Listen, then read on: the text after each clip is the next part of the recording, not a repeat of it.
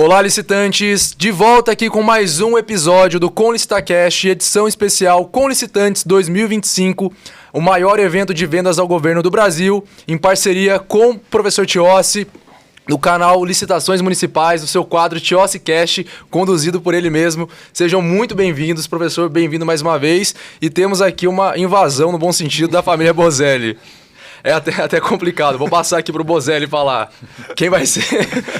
Tirar power ímpar, né? Professores, sejam muito bem-vindos. Obrigado aí por aceitarem o nosso convite / convocação. Eu me lembro até uma vez que estava conversando com o professor Tiossi na edição passada, que ele me disse que ser convidado para o Com Licitantes é como ser convidado para a seleção brasileira, né? Então, bem-vindo mais uma vez. E antes da gente iniciar aqui o nosso bate-papo, que vai ser tema da palestra do professor Felipe Bozelli, dê as boas-vindas para os nossos licitantes, professores, porque nesse ano a gente trouxe uma novidade para eles. Para o pessoal que não conseguiu estar aqui conosco ou também nos acompanhar no Ingresso On, a gente está gravando aqui direto do evento para postar, para eles acompanharem um pouquinho do que acontece aqui, para ficar com aquele gostinho, sensação de quero mais, e ano que vem eles estarem aqui conosco na próxima edição, e já dando spoiler aqui. Então, por favor, sintam-se à vontade para falar aí com nossos licitantes ouvintes. Por favor. Agradecer mais uma vez a parceria com Licitantes, maior evento do Brasil, e aqui nós estamos entre amigos. Felipe Bozelli, já gravamos no TiossiCast, estou aqui com o Paulo também, com o Anderson, e a gente vai falar de uma temática extremamente relevante, né? Quando é a licitação, não existe tema irrelevante, mas existem muitos pontos que acontecem antes da assinatura de um contrato administrativo que demandam atenção por parte dos licitantes. Existem armadilhas, talvez pontos cegos, que estão ali na legislação, que estão nos procedimentos. E o objetivo desse nosso bate-papo é identificar essas armadilhas para que o fornecedor, que o licitante, seja mais assertivo nas suas contratações. Então sejam muito bem-vindos, uma alegria recebê-los aqui. Obrigado, Tiossi. Obrigado, Anderson. Prazer estar aqui no Com LicitaCast, e hoje em parceria com o TiossiCast, que eu já tive o prazer da gente bater um papo, e cumprimentar a todos que estão nos assistindo.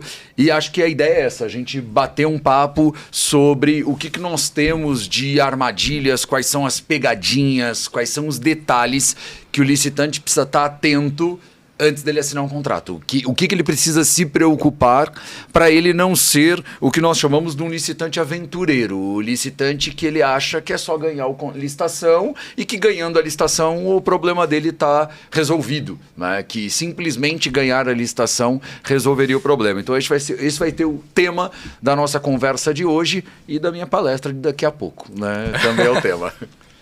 Bom dia a todos. Obrigado pelo convite, Anderson, Tiossi, Felipe.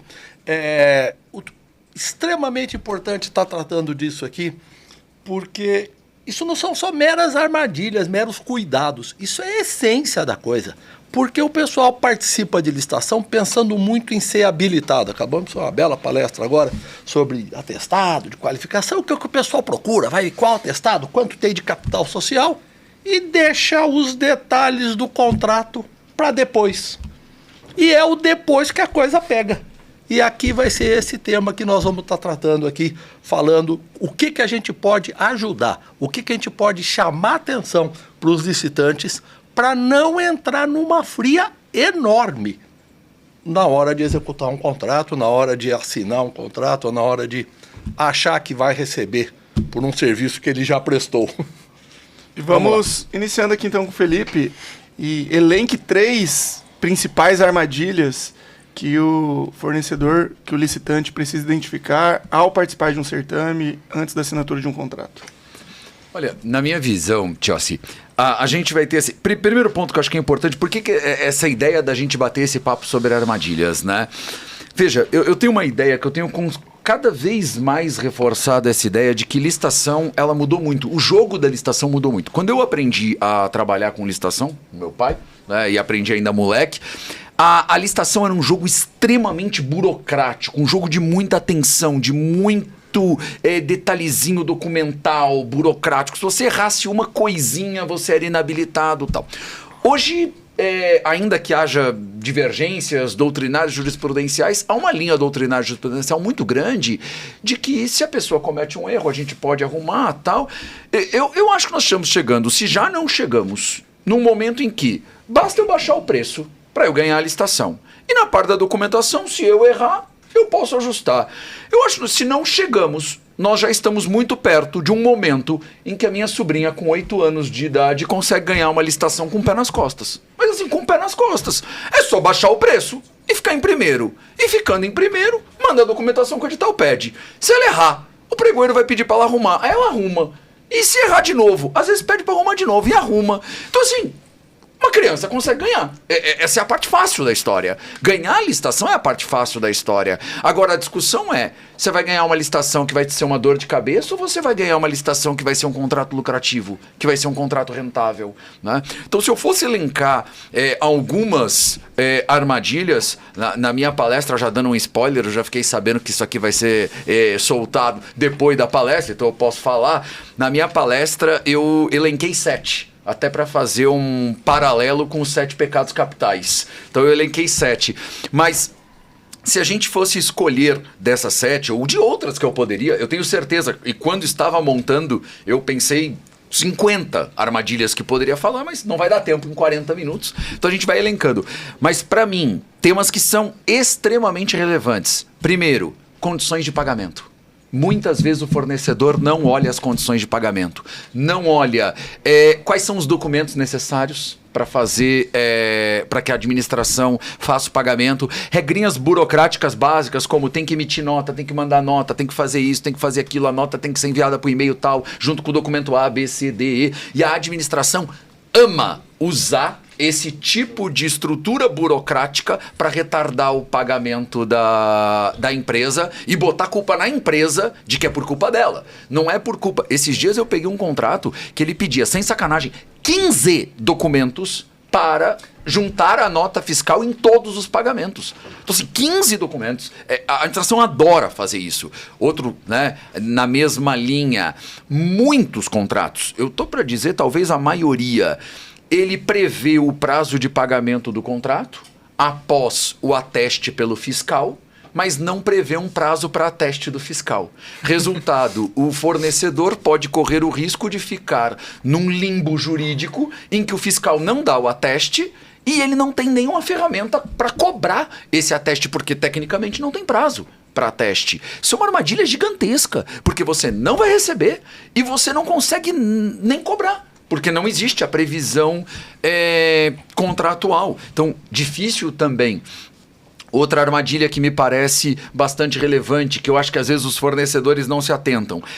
Eu diria que o fornecedor padrão, ele olha o que tem que entregar na proposta, o que tem que entregar na habilitação e passa o olho na especificação do objeto, né? Mas muitas vezes ele não olha, por exemplo, condições de entrega. A entrega vai ser onde? A entrega vai ser de que forma? A entrega vai ser em que quantidade? Esses dias, por exemplo, eu via um pregoeiro mostrando, um professor...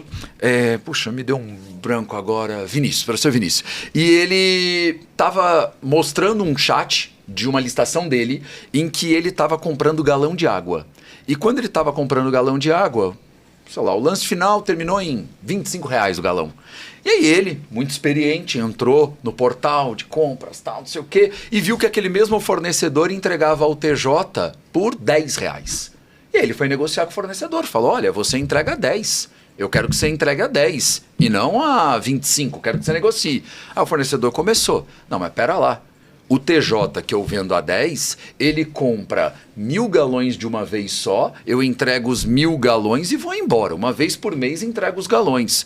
Você quer que eu entregue 1 galão em cada UPA do estado do Rio de Janeiro, espalhadas toda semana. A logística é completamente diferente. Ponto. Enviou a mensagem. Ele podia ter parado aí, mas ele quis ainda humilhar o pregoeiro. Ele continuou dizendo, e mais, diversas UPAs estão em regiões de comando de tráfico e milícia e nós temos que pedir autorização para bandidos armados com fuzis para poder entrar lá e entregar um galão. Aí a resposta do pregoeiro foi, tá, obrigado, valeu. Foi mal por ter te perguntado. Porque assim, veja... Você fornecer... Ele sabia disso muito provavelmente porque ele era o atual contratado. Porque senão talvez ele não teria se atentado a isso. Você que está vendendo água, está se atentando a isso? Que essa entrega aqui pode ser... E pior, na maioria das vezes o contrato não diz que a entrega é semanal. Ele diz a entrega é sob demanda. E essa entrega é sob demanda, ela é semanal, ela é diária, ela é a cada 15 dias, é a cada 30 dias, tudo isso compõe custo de frete, né? Então, como que vai se dar essa entrega? Em que formato, em que condição, tem horário, não tem horário? Vira e mexe, a gente tem problema que fornecedor nosso nos liga, porque, o órgão vai receber, sei lá, uniforme, aí o cara bota todos os uniformes, caminhão e não sei o que e tal, entrega os uniformes, chega lá na hora da entrega, não, o fiscal não está aqui. Não dá para receber.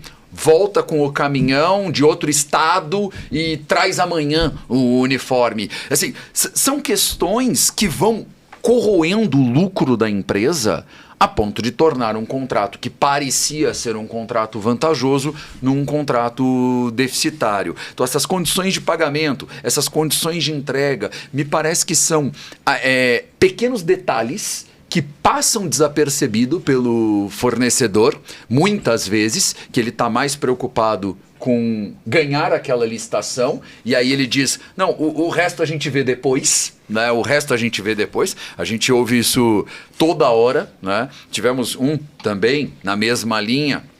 Quando nós vamos para a parte de obras, muitas vezes o fornecedor ele não se atenta para detalhes como cronograma de execução, para detalhes como pontos importantes do projeto. E aí ele não se atentando para isso, e às vezes até ele percebe alguma coisa, mas ele fala, isso daí lá na frente a gente ajusta.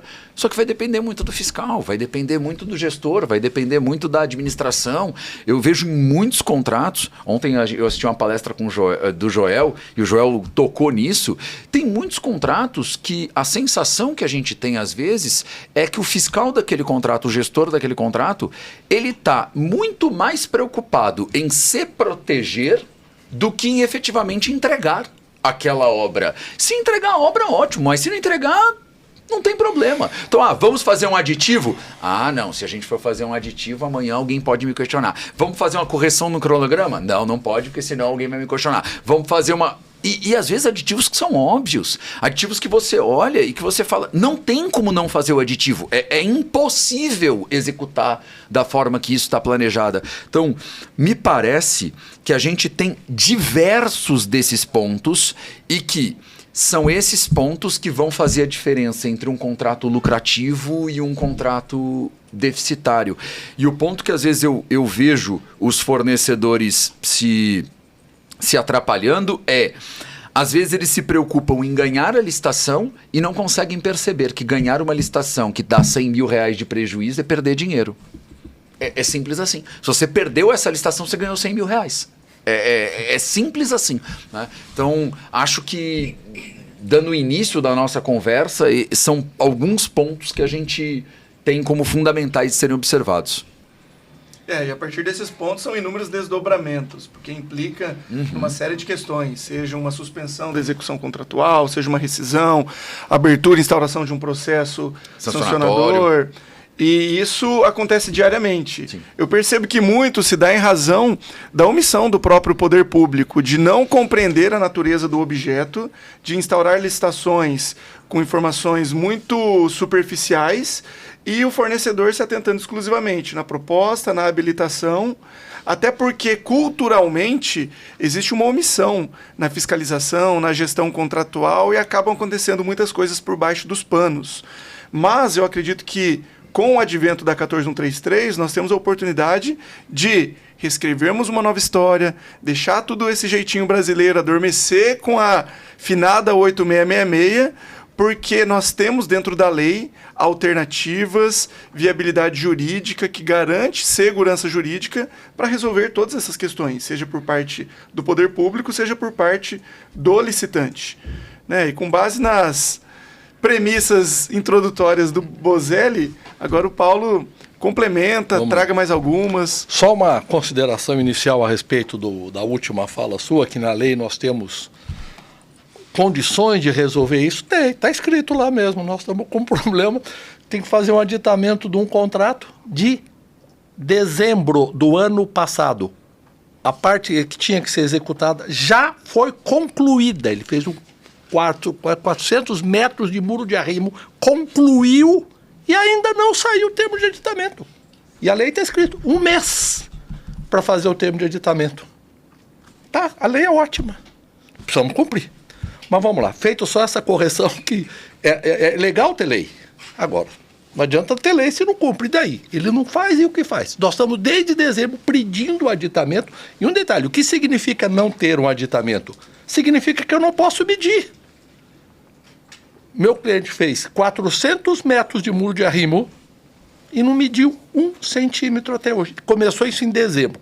Foram 4 ou 5 meses de obra, já está pronto há 5 meses. E não mediu. Por quê? Porque não tem aditamento contratual. Mas vamos lá. Outra reclamação que você é obrigado a fazer é falar depois do Felipe, né? A gente trabalha junto, nossa experiência é a mesma, ele falou 90% do que eu ia falar. Mas tá bom, feito esse segundo Idem. Não, mas eu tinha deixado uma para o final, eu ia começar assim, não, vou dar 3, mas a melhor é a última. O pessoal faz assim para segurar a audiência, né? A melhor é a última. Então eu já vou direto para a última, que não é nenhuma armadilha, é um conjunto de armadilhas, é uma loja de armadilhas que o pessoal não olha, que é matriz de risco. Nós estamos falando de matriz de risco desde o primeiro congresso ou não estamos? Desde o primeiro congresso aqui, a gente vem falando de matriz de risco, matriz de risco, matriz de risco. Tá bom. E o que o pessoal está achando de matriz de risco? Estamos fazendo. Como? Estamos fazendo. Tá o aí, licitante está olhando? Eu olho. Lê? Não lê. E aí depois, quando assina o contrato, vai executar, pede um aditamento. Teve um aditamento, o dólar subiu, teve um aumento do dólar de 40%. Aí vamos na matriz de risco. Matriz de risco está lá escrito. Aumento do dólar. Se ele for até 4 vezes a variação do último ano, o licitante assume. E aí?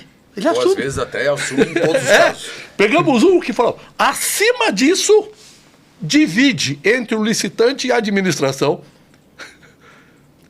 Se tiver erro de projeto, ele é executor, ele não é construtor. Erro de projeto, o licitante assume.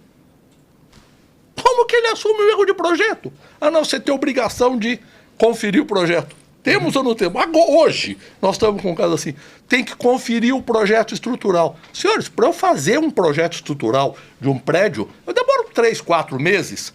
Como é que num processo licitatório, os licitantes todos vão refazer projeto estrutural para depois ir lá ver se está certo ou está errado?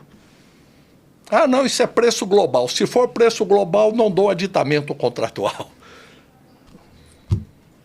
Então, a matriz de risco é um conforto para a administração e um problema enorme para o licitante, principalmente porque ele não lê. A preocupação dele quando vai ganhar a licitação é arrumar um preço legal, um preço que vai ser competitivo e que dê dinheiro para ele e arrumar os documentos dele de habilitação. Talvez preparar uma planilha de composição de preços gigantescas, planilha de composição de preço de 20, 30 folhas de vez em quando, né? Buscando parâmetros aí em planilhas de SINAP, Cicro e não sei, às vezes tem que compor, calcular BDI. Ele vai ter tempo de olhar o matriz de risco? Tem que ter, senhores. Se você não tem, arruma alguém na empresa para fazer isso, olhando para vocês aí em casa. Tem que ter, porque não vou falar todo dia, mas uma vez por semana nós temos um problema sério no escritório, por isso ou não temos? Uma vez por semana, no mínimo. Um cliente que se arrebenta por uma coisa que estava escrita. Eu tinha que falar, não, isso é impossível, eu não posso assumir isso. Então a matriz de risco, você não precisa nem falar você tem 50 exemplos. E quanto mais complexa a matriz de risco, quanto mais completa a matriz de risco, mais problema ela tem. Lembrando, quem faz a matriz de risco? A administração pública. Pensando em resolver o problema de quem? Dela. Ela não está preocupada com o licitante. Então, se acontecer isso, o problema do fornecedor. Se acontecer isso, problema do fornecedor. Se acontecer, vai colocando tudo no problema do fornecedor, fica fácil para a administração. E depois, se eu tenho uma matriz de risco que diz que aquele problema é responsabilidade do fornecedor, o fiscal pode resolver? Não pode? Nem pode. Ele está amarrado. Então, eu diria que o centro da nossa discussão, talvez o cume dessa história toda, é a matriz de risco. Por quê? Porque ela é negligenciada tanto pela administração, que faz só porque é obrigada a fazer, como para o licitante, que sequer olha para ela. E é engraçado que ao longo dos anos a gente veio percebendo que a licitação se tornou um fim em si mesmo. O foco está na escolha do licitante vencedor, tanto é que o prefeito, o secretário, o gestor da pasta, ao finalizar um certame, ele vai lá, pergunta, deu certo? Deu. Parabéns, vamos para a próxima licitação. Então, assim, como se aquilo resolvesse o problema. É o fim. E o que eu tenho percebido muito na prática? Que quem detém o conhecimento é o fornecedor, é o executor. Ele que tem a habilidade e a expertise sobre a natureza do objeto. E muitas vezes, para cumprir um comando normativo, a administração pública, principalmente agora, na era da tecnologia da informação, inteligência artificial, ele joga comandos em um chat GPT, por exemplo, e faz a matriz de riscos. Mas ele não sabe o que é uma matriz de riscos, o que isso implica no dia a dia, tanto para a administração pública quanto para o fornecedor. E o fornecedor que está tão preocupado em habilitação, que até a sobrinha do Bozelli de 8 anos hoje consegue participar de uma licitação. Né? A netinha do Bozelli consegue participar de uma licitação.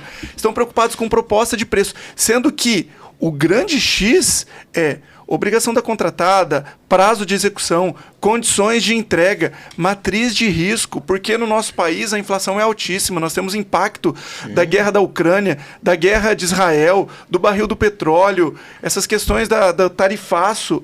Tudo isso impacta e o fornecedor, infelizmente, a gente também recebe esse tipo de demanda no escritório para pleitear uma revisão, ele não tem planilha com composição de preços, ele não se atentou à matriz de risco, ele nem sabia que tinha como anexo do edital de licitação, porque culturalmente ele foi treinado a se preocupar com habilitação e com proposta de preço. Exatamente. E qual que é a solução para isso? Só que antes de falar, só vou fazer um comentário que eu achei muito curioso. O meu pai falou que é difícil falar depois dele, porque a gente tem ideias parecidas. E é impressionante. Trabalha junto há muitos anos já, né? Muitos anos. Eu aprendi tudo de licitação que eu aprendi com ele. E ele não viu a minha apresentação. Mas a última armadilha da minha apresentação é matriz de risco. Sem ele ter visto. E é o final. Sem ele ter visto. E só falando na linha da matriz de risco, eu me lembro muito de um caso que nós tivemos, antigo já, no DENIT, porque no RDC a gente já usava a matriz de risco, né? E no DENIT, não vou lembrar, acho que é Amapá, se eu não estou enganado, mas isso começou a aparecer em vários contratos do DENIT. Na minha experiência, na nossa experiência, acho que os maiores aditivos que eu já vi na vida, todos foram erros de sondagem. Todos, né? Por quê? Porque erro de sondagem é um erro ao cubo. Né? Você faz um erro que vai metros para baixo vezes toda a área quadrada daquela obra. Então, assim, um erro de sondagem, ele tem um efeito no contrato gigantesco. E quem faz a sondagem é a administração, em todos os regimes de execução, inclusive na contratação integrada, no RDC, todos. Né? Quem faz sondagem é a administração. O DENIT começou a perceber que tinha muito erro de sondagem. E ele começou a perceber que dava muito problema com o aditivo. E ele achou uma solução. Qual é? Melhorar a sondagem? Não. É fazer uma matriz de risco e dizer, eu fiz a sondagem, mas se ela estiver errada, é você que paga a conta. E aí nós tivemos um caso assim, um cliente estava numa obra, a obra eu acho que era de 350 milhões de reais, o erro de sondagem aumentava em 200 milhões de reais o valor do contrato. E aí quando eu fui conversar com o cliente virava para mim e falava, mas eu não sei nem o que é matriz de risco. Ele não sabia nem o que era matriz de risco. Aí eu pego na matriz de risco, claríssimo, erros de sondagem, risco, contratado. Ponto. Né? E aí, todo aquele problema tal. O que esse cliente começou a fazer a partir disso? Ele começou a pegar os editais e a primeira coisa que ele olha Antes dele olhar a habilitação, antes dele olhar qualquer coisa, ele vai na matriz de risco. Erro de sondagem é risco meu? Ele fecha o edital, passa para frente, ele fala, nesse eu não entro. Porque ele sabe que se ele impugnar esse edital, o DENIT vai dizer que é assim mesmo. Tal. Ele prefere fazer o seguinte, joga esse edital fora e vamos pegar outro. Essa oportunidade não é uma oportunidade. Porque esse erro de sondagem pode quebrar a minha empresa. Pode quebrar a minha empresa. Né? Então, acho que isso é um ponto muito relevante quando a gente fala de matriz de risco. E o Tiossi tocou num outro ponto, e por um acaso ele não viu, mas somos amigos há muito tempo, temos essa similaridade, essa sintonia de energia também, mas é uma outra armadilha que está na minha palestra também, que é a ideia de quando o licitante participa do processo e ele não monta uma planilha de composição de custo. Ele não faz... Assim, vamos sair um pouquinho das obras, porque acho que já falou bastante de obra. Vamos falar um pouco de fornecimento aqui. Se o fornecedor está entregando maçã para a administração, está entregando arroz para a administração, e o arroz tem um aumento de preço, o que a administração vai pedir para ele para comprovar o aumento de preço? Nota fiscal de hoje e nota fiscal da época da licitação.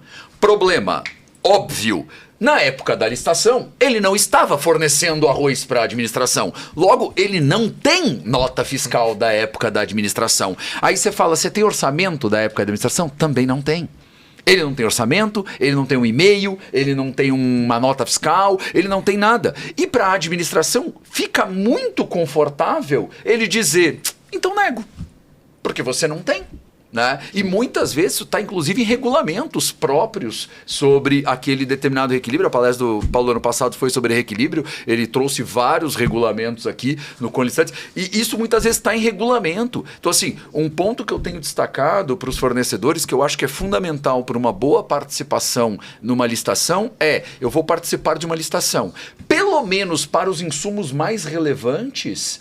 Tenta pegar uma nota fiscal, tenta pegar um orçamento, tenta pegar um documento de hoje, da época, para se preparar para, caso lá na frente precise pedir um reequilíbrio, você vai ter o documento. Porque senão vai acabar acontecendo. Esses dias apareceu um sujeito lá no escritório e aí ele tinha que fazer o reequilíbrio, tal, não sei o quê, babá. E aí eu pedi para ele os orçamentos, ele falou, não tenho. Aí eu falei, não, mas veja que você consegue, às vezes, né, alguém pediu, tal, não sei o quê. Aí beleza. Aí passou um tempo, ele me manda 2 orçamentos da mesma loja de material de construção, né? E aí eu olhei para os orçamentos, um orçamento muito estranho, assim. Aí quando eu olho o orçamento, em cima do orçamento tinha um número. E os números eram um número grande, e era um, e o outro era o sequencial, assim. Então, como se a loja tivesse emitido um orçamento no ano passado, não fez nenhum orçamento durante um ano inteiro, e o próximo orçamento foi o deste ano. Aí eu liguei para ele e falei assim, você pegou esses 2 orçamentos hoje, né? Aí ele, não peguei. Falei que o número é o mesmo, né? Assim, tem só um número de diferença. Quer que eu acredite que ninguém... Ele, erraram, né? Eu falei, erraram.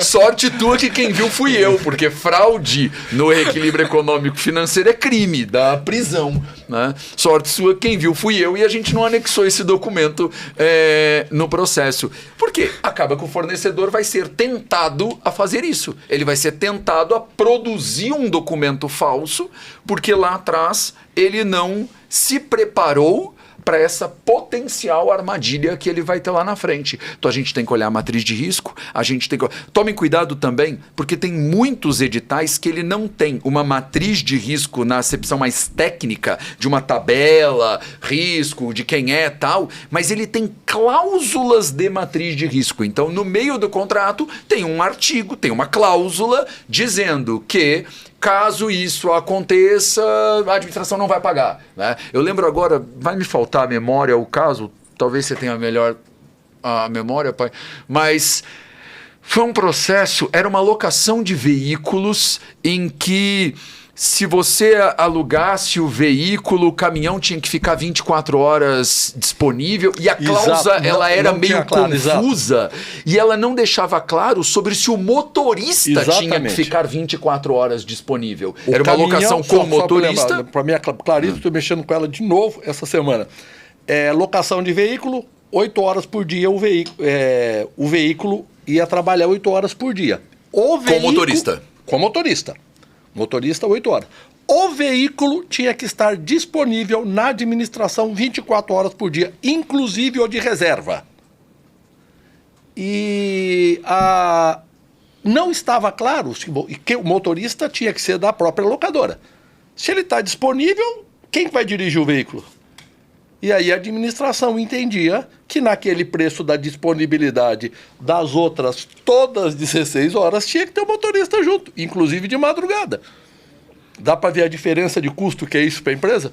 De você fazer um turno de 8 De horas ou de 3 24 turnos, né? De 8 horas. Mais os folguistas. E tudo. aí, veja, era meio que uma cláusula de matriz de risco, não estava no formato tabela, mas era uma cláusula mal redigida que podia dar uma interpretação de que o motorista tinha que vir junto com o caminhão, como se eu tivesse que deixar o motorista disponível. Eu lembro até que na época, na nossa defesa, a minha defesa estava baseada até na Lei Áurea, eu dizendo assim, olha, o nome disso é escravidão, amigo. Não, eu não tenho nem a possibilidade de deixar o motorista 24 horas por dia. Assim, é ilegal há muitos anos, tá? Não sei se você sabe, né? Não sei se você sabe, assim, mas faz bastante tempo que eu não posso fazer isso, né? Então, acho que esses pontos, né, o reequilíbrio, a matriz, são pontos que muitas vezes o fornecedor ele só vai pensar na hora que o problema vai acontecer.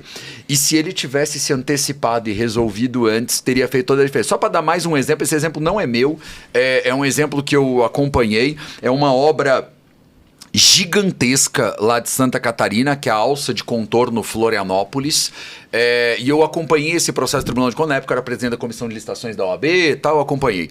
E olha o caso que interessante, o caso é uma rodovia que você tem que construir uma alça de acesso.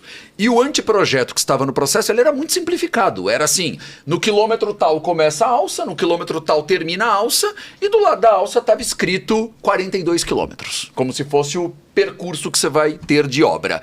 E aí a empresa fez uma consulta à administração.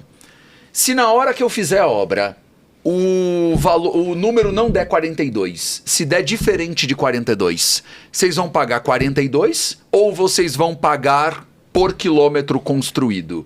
E a administração respondeu, nós vamos pagar pacote fechado. Veja, essa consulta criou uma matriz de risco nesse contrato. Criou uma obra em formato global, ou seja, não vamos pagar por quilômetro, vamos pagar pela obra. Na hora que a empresa fez o projeto, dava 36.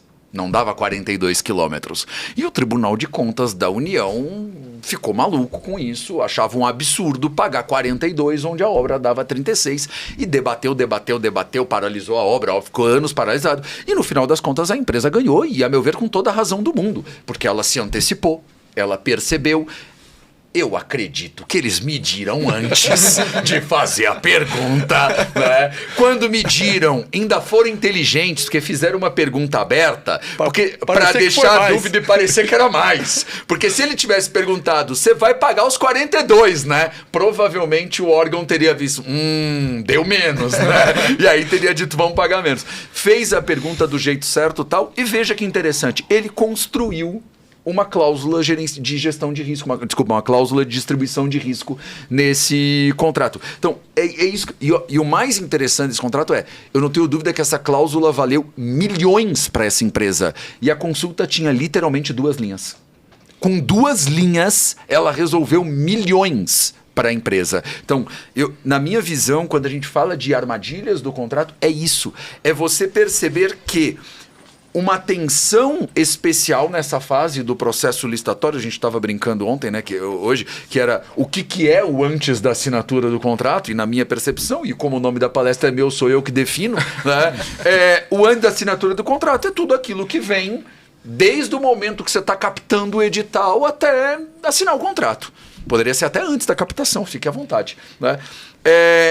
E o que a gente pode fazer nesse momento para a gente evitar essas armadilhas, que eu não tenho dúvida nenhuma, é o que diferencia os homens dos meninos, é o que diferencia a empresa que é sustentável, a empresa que anda, a empresa que vai conseguir perdurar no tempo, da empresa que quebra, da empresa que vai entrar numa aventura jurídica. E veja, a gente volta no debate anterior, que ninguém melhor do que a própria empresa, que conhece de logística, de custo, da matéria-prima, para saber o impacto da execução daquele contrato, para saber a disponibilidade de um motorista, para saber o custo de 1 quilômetro a mais ou 1 quilômetro a menos, porque, novamente, Infelizmente, o artigo 7º da 14133, a gestão por competências, na prática ela acaba não ocorrendo. Nós temos designações de servidores que não possuem o perfil comportamental adequado, tampouco a expertise técnica.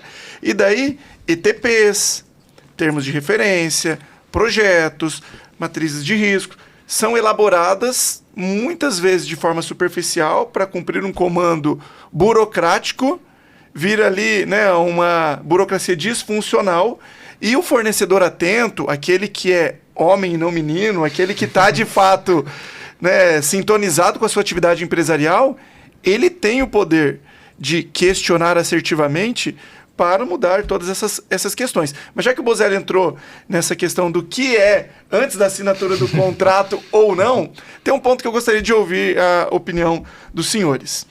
A Lei 14133 agora não traz prazo de validade de proposta, né? Cabe ao instrumento convocatório definir isso ali de forma expressa.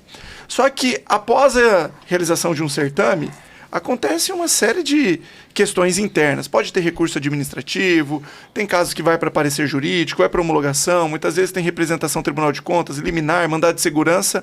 Fato é que, após o certame e até a data da assinatura de um contrato ou de uma ata, muitas questões no mercado acontecem, principalmente que impactam o preço. E se eventualmente o preço, na verdade, variou e expirou o prazo de validade da proposta, como que o fornecedor deve se portar para pleitear uma alteração contratual, sendo que não existe contrato assinado? Como que a gente, nesse tipo de situação, pode se comportar? Deixa eu só fazer um comentário pouquinho antes, em relação ao que ele falou sobre documentar elevações de preço. Está no sentido, mas antes. A gente tem sugerido para o nosso cliente, principalmente para contratos que a gente sabe que vai ter impacto, que a gente percebe que vai ter alteração, e nós estamos no momento de transição tributária, que isso vai ser o normal, tá? Mudança de contrato vai ser a regra agora. Eu não estou fornecendo aquele produto. Então, vou comprar, vender microfone, só que hoje eu não vendi microfone. Eu vendi microfone 6 meses atrás, um ano atrás. Pedi um orçamento e pedi para quem lhe deu o orçamento três notas fiscais atuais. Então, ele já arquiva na sua proposta, junto com a pasta dele de proposta, o orçamento que ele obteve para gerar o preço com 3 notas fiscais daquele fornecedor, porque ele não tinha, para provar que naquela época o preço é esse.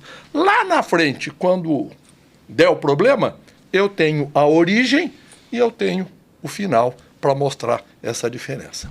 Excelente, isso acontece muito. Eu já tive clientes que, por exemplo, vendia maquinário pesado, pandemia, daí pleiteava o reequilíbrio, a administração negava, falava não. Prova. Né, prova dele, falava, mas eu não tenho a nota de compra, porque eu nunca comprei esse maquinário, eu só consultei a concessionária. E essa estratégia é fantástica. A gente tem feito isso. A gente, alguns casos, na prática, para o dia a dia, é muito difícil fazer isso. Sim. Mas nós sabemos, em alguns casos, que aquilo é forte, aquilo é significativo, e que esse cuidado, que vai dar uma despesa, vai ter um custo operacional para fazer, vai valer a pena. Porque se der errado, aquela meia hora que você perdeu vai salvar a tua vida. Excelente. Pode concluir. Não, eu ia falar, uma coisa que o fornecedor pode fazer é uma curva ABC dos seus insumos ali naquele determinado contrato, pega uma ata, eu estava me lembrando aqui de uma, você falou de ata de preço, não é de uma ata de preço medicamento. Talvez, de fato, você vai participar de uma ata de 600 itens, fazer isso nos 600 itens vai ser muito difícil. Mas você pode fazer uma curva ABC e pegar os medicamentos mais relevantes dessa ata, né? E me lembrei dessa ata em específico porque a nova lei de licitações, em tese, teria enterrado uma discussão que eu sempre entendi como um grande equívoco jurídico, que era o entendimento de que a ata de registro de preço ela tinha o superpoder de controlar a economia mundial. E que quando você assinava uma ata de registro de preço, por um ano, os preços daquele produto seriam congelados. Eu confesso que eu gosto muito da ideia de congelamento de preços, porque a ideia de congelamento de preços, ela toca o meu coração como a beleza da esperança que a humanidade tem. É uma ideia econômica que nós já tentamos 1000 vezes, deu errado nas 1000 e a gente sempre acha que dessa vez vai funcionar. Assim, essa esperança que o ser humano tem é muito bonita. E a nova lei de licitações deixou muito claro. O edital deve prever condições de alteração de preço da ata. Aí esses dias eu abro um edital, ata de rede de preço de medicamentos.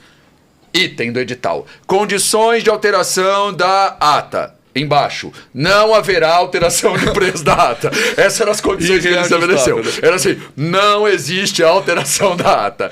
Então, assim, é o tipo de coisa que a gente tem que tomar cuidado, né? E indo para a tua pergunta aí especificamente... Mas deixa eu reformular minha pergunta. Vamos lá. Nós temos o prazo de validade da proposta, esse prazo expirou. E o preço de mercado oscilou. A empresa detentora ali do menor preço foi convocada para assinatura, mas ela fala, não, o preço mudou. A pergunta é, caberia essa negociação com o primeiro colocado, ou se eventualmente o segundo colocado mantivesse as condições, né, a possibilidade seria do segundo colocado. Como que fica esse imbróglio jurídico ali nesse momento que antecede a assinatura? Eu acho que a tua pergunta ela é muito interessante e nós já tivemos um caso assim. Porque, veja, tecnicamente falando, a lei não te dá essa resposta, ela não tem essa solução. Para mim, se você olhar para o texto cru da lei, a resposta é muito simples. A validade da proposta, ela te permite assinar ou não assinar o contrato. Ela não te permite... Desobrigação ali, né? Ela te desobriga e você não é obrigado a assinar. Mas ela não te permite você aumentar preço, né? Você alterar o preço. No entanto, a assinatura contratual te permitiria fazer um aditivo. Assinado o contrato, eu posso no dia 1 do contrato fazer o aditivo. O que eu já vi é uma construção que me parece que está muito mais no campo da negociação do que no campo da previsão literal da lei. Qual o grande problema que nós temos? Nós tivemos uma vez um caso assim, eu não vou lembrar qual foi o órgão, mas eu lembro que foi no Acre, foi em Rio Branco, que era um mandado de segurança, até o teu exemplo, era um mandado de segurança, e ficou suspensa a licitação há muito tempo. Quando voltou, o cliente pediu o reequilíbrio. E o órgão falou, não te dou o reequilíbrio porque eu só posso te dar reequilíbrio depois de assinado o contrato. Resposta esta que até não está errada, a resposta.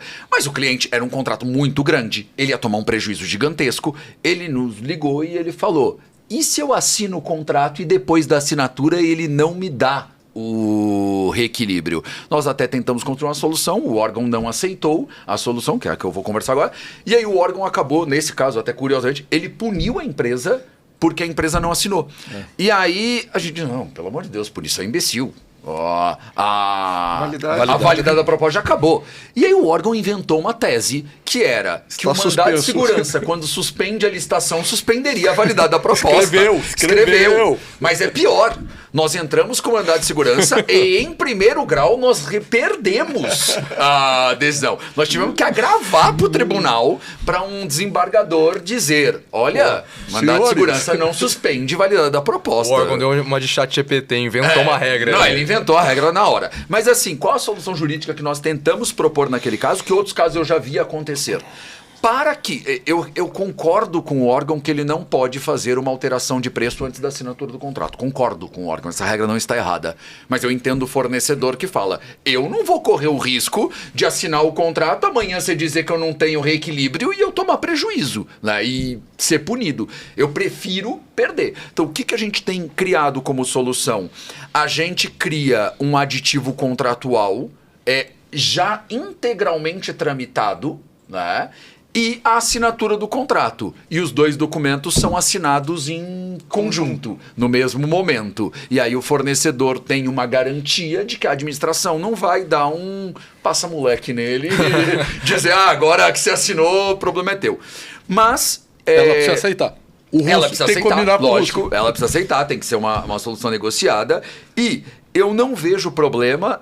Claro que, como normal, nesses casos eu estava negociando, estava defendendo o primeiro fornecedor, eu nunca propus isso à administração. Mas se eu estivesse prestando consultoria à administração, eu não veria problema nenhum de ela, antes de fazer esse aditivo, consultar o segundo colocado e perguntar para ele, olha, o preço do primeiro é 100, e o aditivo vai jogar para 110. O teu tá em 101. Você vai segurar o teu 101? E aí, se o segundo colocado falar, não, eu seguro o 101, ela fala, ó, então eu não vou fazer o aditivo, né? Eu já tenho, inclusive, uma manifestação do mercado de que o 101 é o preço razoável, né? E eu acho que sim, ela não só pode, como deveria ter esse cuidado. Não, isso é muito bom. Nós falamos bastante ontem com o Niebuhr sobre as negociações, que a todo momento o fornecedor e a administração eles precisam negociar. Negociar não é proposta, não é fase de lances. A negociação começa na fase interna, começa na assinatura do contrato, começa na execução contratual. E esse exemplo do mandado de segurança, da liminar, que de certo modo perderam na primeira instância, me lembrou de um caso. Fiz uma capacitação com municípios. E daí um servidor levantou a mão e falou que eles trouxeram via regulamento que o prazo de validade da proposta seriam 9 meses naquele município. Porque eles tinham realmente morosidade para homologação de um contrato. Daí eu falei, nossa, os fornecedores, vocês só devem receber fornecedor top aí, porque para a empresa garantir manter um preço por 9 meses... É extremamente complicado. O congelamento do preço, né? Ele tentou fazer um congelamento na validade da proposta, como se o preço fosse absoluto, como se não tivesse essas implicações que o mercado tanto apresenta. E um ponto importante, Tatias, que eu vejo muita gente confundir isso, tá? Mesmo que você coloque uma validade da proposta de 12 meses, isso não impede o pedido de reequilíbrio, que fique muito claro. Tá? E o reajuste. E reajuste. 12 meses lá até porque a validade é para fins de assinatura do contrato. A licitação foi ontem. Hoje assinou o contrato, no mesmo dia ou no dia seguinte cabe já o reequilíbrio. Exato. Reajuste inclusive. Exato. E reajuste inclusive, tá? Então, assim, vou dar um exemplo que é mais fácil de ver, porque ele tem uma data concreta, que foi um exemplo que o Paulo citou, e que nós vamos ter muito agora nesse momento de transição tributária, né? Da regra tributária. Eu dei a minha proposta hoje. 2 dias depois mudou a alíquota tributária, isso é gerador de reequilíbrio, tá? E para que não haja dúvidas sobre o tema, acho que é sempre importante destacar, isso está escrito na reforma, tá? Isso está claro na reforma. A alteração tributária gera o reequilíbrio econômico financeiro do contrato, para mais e para menos. Sim. Lembrando que nós tivemos um caso em que a alteração aconteceu, se não me engano, foi desoneração, durante a licitação. Ou seja, se apresentava a proposta já sabia que a desoneração aconteceria no mês seguinte, foi isso, né? Não, eu lembro do caso. Primeiro, vamos lá, são coisas diferentes. Eu tô falando da reforma tributária. Que mas nós vale, a mesma coisa. Não. Se ela começar no mês que vem. Não vale porque aqui tá escrito na lei que tem. Então é diferente. Mas assim, o conceito é esse. É que nesse caso da desoneração, nós tínhamos e aí nós solucionamos por meio de consulta, para evitar o problema. Mas lá era um problema adicional. O que estava acontecendo? Para quem acompanhou essa discussão, recentemente, eu confesso até que agora já me bagunçou a cabeça, mas se eu não estou enganado era isso. Nós tínhamos a desoneração da folha de pagamento, né, a contribuição previdenciária sobre a receita bruta. Essa lei, eu acho que ela foi revogada, aí depois voltou, e aí ia valer de novo, segurou. E aí não valia. E aí nós tivemos um momento em que ela foi ligada, desligada, ligada, desligada, e o Supremo deu uma decisão dizendo para suspender esses efeitos, ou seja, estava valendo a desoneração até dia 10. E a licitação abria dia 3. Alguma coisa assim. E aí sabia que ia ter. E aí nós fizemos uma consulta para perguntar para o órgão, é para eu dar proposta com desoneração ou sem desoneração? Porque eu tô dando a proposta no dia 3. Assim, pra mim, a regra é fácil. Nós não chegamos num acordo. Nós brigamos. Não, mas pra mim a regra é óbvia. Pra mim a regra é óbvia. Pra mim não era. A licitação, quando a licitação é no dia 3, a minha proposta é no dia 3. Mesmo que eu saiba que a desoneração vai acabar no dia 20, eu sou obrigado a dar proposta com a realidade tributária do dia 3. Eu não tenho um pingo de dúvida disso, até por uma questão muito simples. Vamos ampliar a ideia, né? Vamos dizer que eu vou dar a proposta hoje e 3 meses depois a regra tributária vai mudar. Eu não consigo saber se eu vou assinar o contrato depois da regra tributária mudar ou antes. Então eu não consigo saber o quanto aquela alteração tributária vai impactar na minha proposta. Então, para mim, a regra é muito óbvia. eu estou dando a proposta hoje, eu dou a proposta com o direito tributário de hoje. Na hora que a regra tributária muda, a gente muda. O que nós fizemos lá para evitar problema? Como tem alguns que têm o pensamento errado e acha isso, o que a gente fez? Para evitar o risco, a gente perguntou por quê. Brincando que eu pensei, mas assim, eu já consegui imaginar eu fazendo o pedido de reequilíbrio para a administração e as pessoas sabia? Você já sabia? Se você já sabia, você devia ter colocado no teu preço. Não, até porque então, era 3 dias mesmo, não era aí 2, o que a gente fez para evitar o problema? A gente fez uma consulta. E aí a gente definiu a regra do jogo. Porque aí você sabia, foi a sua, todo mundo... você escreveu. Pronto. E aí todo mundo ia entrar com essa regra ou todo mundo ia entrar com a outra regra. O que aconteceu na prática? A outra entrou com a regra errada e ele aceitou do mesmo jeito. Perdeu a licitação porque ela incluía a desoneração. A gente fez a pergunta, o principal concorrente nosso não leu a pergunta, colocou a desoneração, ou tirou a desoneração na época, e a proposta dela perdeu no preço. E foi perdido. Novamente, expertise e habilidade do fornecedor, por isso que um bom assessoramento é fundamental, faz a diferença, e estratégia. E briga. Veja, e briga, né? Democracia é isso, né? Não é consenso, é o dissenso, mas com respeito às demais opiniões. E veja como, dependendo da forma, a narrativa que a gente utiliza, seja verbal, seja por escrito, impacta na resposta. Sem dúvida. Trouxe o exemplo lá dos quilômetros rodados, que formato de uma pergunta boba trouxe uma resposta que veio ao encontro do interesse da empresa, e aqui também, estrategicamente, sabendo e já prevendo um eventual futuro pedido de reequilíbrio e também de uma resposta, já foi feito assertivamente uma pergunta. Então volta na questão da matriz de risco, não só por parte da administração, mas por parte do fornecedor, porque ele estaria assumindo um risco ao apresentar uma proposta e depois de uma execução totalmente deficitária. E lembrando que as pessoas não pensam iguais. Sim. Então, às vezes, você tem plena certeza que o entendimento é aquele. Você manda lá para a administração e diz, não é. Eu estou vendo aqui um livro de 1922 aqui do Moacir Alencar, e ele diz que não é assim, pronto, e não faz. E ele tem uma caneta na mão e não assina. Então, tem que consultar, tem que esclarecer, tem que resolver esses problemas. Esse momento das consultas, das impugnações, eu acho que ele é o grande momento de definição da matriz de risco por parte do contratado. Assim, o Paulo vai dar uma palestra agora à tarde, e eu já sei que ele vai falar uma coisinha não é do registro de preço? Nunca viu? Eu sei, mas a gente discutiu. A gente discute o tempo todo. Inclusive, bom, se ele não for falar, ele devia ter falado.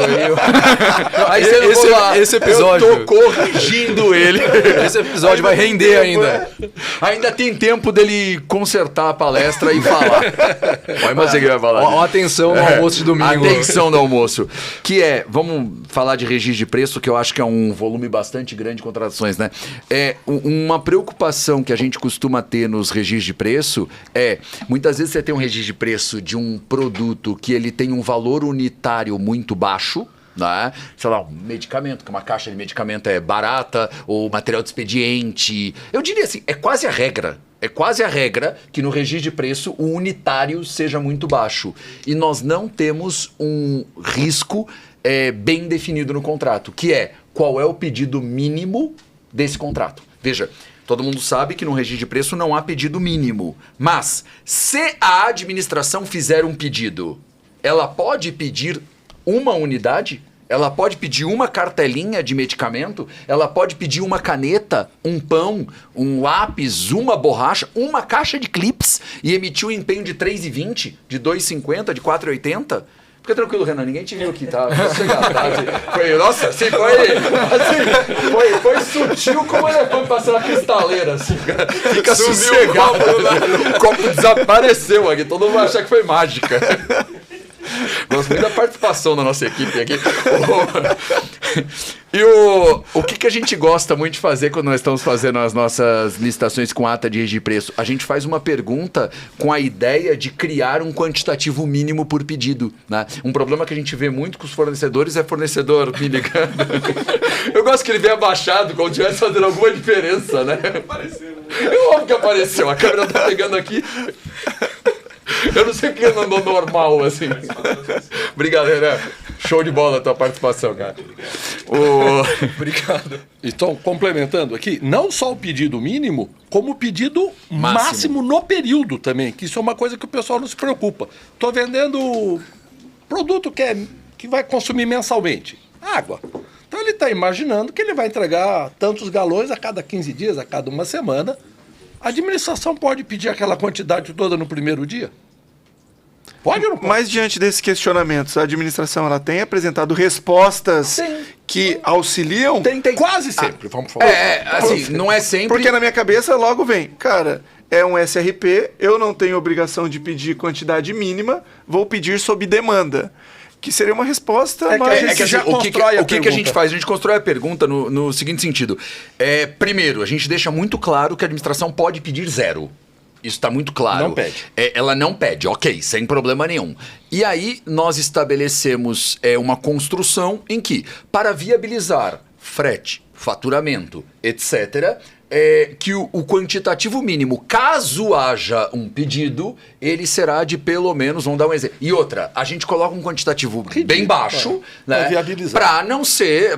Se eu chegar numa licitação de 10 mil canetas e eu falo, estamos entendendo, o pedido meu é 3 mil canetas, a resposta é um óbvio não. Né? Mas se eu colocar, estamos entendendo que o pedido mínimo é 10 caixas, são 500 canetas numa licitação de 10 mil... Isso em vias de esclarecimento. Em vias de pedido de esclarecimento. E a gente tem recebido respostas positivas. De vez em quando vem resposta negativa. Mas a resposta negativa também é muito bom. Ontem eu acho que foi o Rafael Mota que falou sobre quando um cliente pede um orçamento de um curso e aí ele fala, vamos fazer uma reunião pra gente alinhar? Não precisa de reunião, só quero orçamento. Ele fala, amigo, então eu não quero vender pra você, porque eu já tô vendo que vai dar problema. Então quando você faz um pedido, fala, estamos entendendo que o pedido mínimo é R$500. Aí o cara fala, não tem pedido mínimo. Aí o fornecedor já fala, tá bom, então ou eu não entro na licitação... Ou eu cobro frete. Ou eu cobro frete por caixa. Porque ele já deixou claro que eu vou ter problema durante a execução. Né? Então... E eu sempre insisto muito nisso. Às vezes as pessoas só conseguem enxergar isso quando elas já estão com o problema. Não ganhar uma licitação, em vários casos, é um êxito incrível para a empresa. A gente tem vários contratos que o cara olha pra gente e fala assim, se eu pudesse voltar no tempo e não ter ganhado essa licitação, teria sido muito bom para mim. Ou pedir para rescindir. Ou ele pede para rescindir, amigavelmente, que ele fala assim, olha, nós estamos com um desse dessa semana, que ele fala assim, olha, hoje, se a gente rescindir e só engolir o prejuízo que já tomamos, tá bom. Porque a gente está vendo que isso aqui vai virar um buraco sem fundo. É o tipo de licitação que se ele tivesse perdido ou não tivesse participado, era êxito. O ganhar é perder. Eu tenho até uma pergunta que eu me deparei muitas vezes, por incrível que pareça, possa até causar estranheza, no jurídico. Não analisei o edital, não estudei o edital, não questionei em nenhum momento ali a matéria da adversidade de qualquer armadilha encontrada. Chegou o contrato para eu assinar, aí eu vou encaminhar para o meu jurídico. O jurídico identifica ali a suposta armadilha. Eu posso me recusar a assinar o contrato? Só se a validade da proposta não tiver já tiver expirada. Nesse caso, não. Nós tivemos um caso que a gente conseguiu reverter porque a cláusula era absurda. Mas aí tem que ser muito ruim a cláusula. Muito ruim a cláusula. Uma regra, a resposta é não. Isso é uma exceção da exceção. Assim, o que acaba... a resposta é não. A resposta é não. É teórica. Na prática, a gente vai acabar percebendo algumas coisas. Por exemplo, de vez em quando você vai conseguir, mais em negociação do que em qualquer outra coisa, você consegue não assinar o contrato e não ser penalizado. Na prática, tem muitos fornecedores que brincam com a sorte, jogam dados com o destino, como diz meu amigo Pironti, e apostando na ineficiência sancionatória da administração, que, bem ou mal, é uma verdade. Ele não assina, ele perde o prazo, ele manda um documento errado e ele força uma construção de não assinatura do contrato. E eu tenho sempre receio, se você for cortar essa informação, corte ela completa, tá? Fala olhando pra câmera ali. Você que vai falar que eu disse isso. se você olhar estatisticamente, é verdade que a administração menos pune do que pune. É verdade. Então, se você olhar estatisticamente, você está jogando com a sorte com mais probabilidade de êxito do que derrota. Mas eu acho que é muito perigoso. Por quê? Caso você tenha uma derrota, o dano é muito grande. O dano pode ser muito grande. Né? Eu tive hoje, essa semana no grupo... Deve ser algum grupo que nós estamos juntos. Provavelmente. Não sei se você chegou a ver. Alguém printou uma mensagem num chat do Comprasnet e a mensagem era: prezado senhor pregoeiro, em preocupação e atenção ao bom andamento e a celeridade desse pregão, estamos de antemão comunicando que apresentamos a proposta com um equívoco e por isso pedimos a desconsideração da nossa proposta. E as mensagens que vinham abaixo no grupo eram coisas do tipo assim: prezado senhor fornecedor, agradecemos toda a sua delicadeza e hoje é seu dia de sorte. Tome aqui uma multa só de 5% do valor total do contrato e muito obrigado pela sua atenção. Então assim, você está brincando com a sorte, né? Muitas vezes as atas de registro de preço têm previsões, às vezes até exorbitantes para aquele objeto. Quando você olha a multa, e mais um spoiler, esse também é um risco que vai estar na minha palestra, a multa é 5%, 10% do valor total da ata. Às vezes uma ata ridícula. Nós pegamos esses dias um caso, eu acho que era medidor de água, se eu não estou enganado, num município que tinha 30 mil habitantes. E o município tinha uma ata de 500 mil de medidores de água. Assim, mas Absurdo. nem se você No botar estado, 18 medidores de água em cada cara. E aí você vê, claro, o fornecedor quando olha isso, ele fala, beleza, eu sei que não vai comprar tudo e tal. Só que problema, muitas vezes as multas são calculadas em cima do valor total da ata. Ou seja, você vai entrar numa licitação que o teu potencial de faturamento não chega a 1 milhão, e a tua primeira multa pode ser uma multa de 5 milhões, de 8 milhões, de 10 milhões, porque a quantidade da ata é ridícula. Né? Então, são cuidados que a gente tem que tomar. Então, assim, eu não recomendo a você que está nos assistindo jogar dados com destino, ficar brincando de apresentar a proposta e depois lá na hora não querer assinar o contrato. Então, por isso que a gente está falando. Muito cuidado, muita atenção na hora de preparar tal. Acho até que você achou. Não, localizei, eu tô no grupo, eu até printei. Tem ali um emoji de um anjinho. Muitíssimo obrigado, querido licitante. Toma aqui sua notificação para defesa prévia no prazo de 15 dias. Tem outra. Compreendemos que situações como essa podem ocorrer. Afinal, quem nunca digitou um valor errado em uma proposta oficial, não é mesmo? Hoje é seu dia de sorte e vamos solicitar apenas a aplicação de multa de 5% por descumprimento do item 14.1 do edital. De todo modo, agradecemos novamente a atenção e desejamos mais sorte. E talvez uma revisão dupla nas próximas participações. É muito bom. Eu achei muito bom o grupo. Então, assim, a gente tem que tomar esse cuidado. Senão, você vai receber uma resposta muito educada, mas que vai ser um grande problema pra você. Podia ser 5, podia ser mais. Podia ser mais. Eu já vi muitos que é 30, que é 25. É que era o dia de sorte, entendeu? Era o dia de sorte dele. Eu até acho que uma dessas era do Ronaldo Correia, dando os devidos créditos, se eu não estou enganado.